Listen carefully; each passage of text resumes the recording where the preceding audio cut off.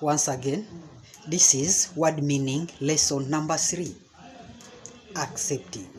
Listen and repeat. Accepting. Accepting. Accepting. Accepting means the act of agreeing to receive something. We can give an example. John is accepting my apology. John is accepting my apology.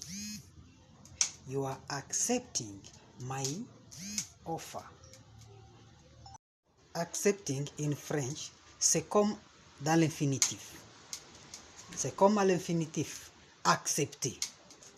Accepter. C'est l'acte d'accepter quelque chose. L'acte d'accepter quelque chose. Par exemple, for example, il accepte mon pardon. Il accepte mon pardon. Il accepte mon pardon.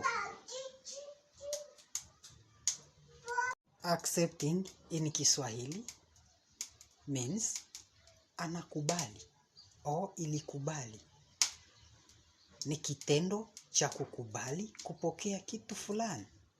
The act of agreeing to receive something. Kitendo cha kukubali kupokea kitu fulani. So, anakubali au ilikubali. Mfano, anakubali kupokea msamaha wangu. Anakubali kunisamehe. Asante, merci beaucoup, thank you for today.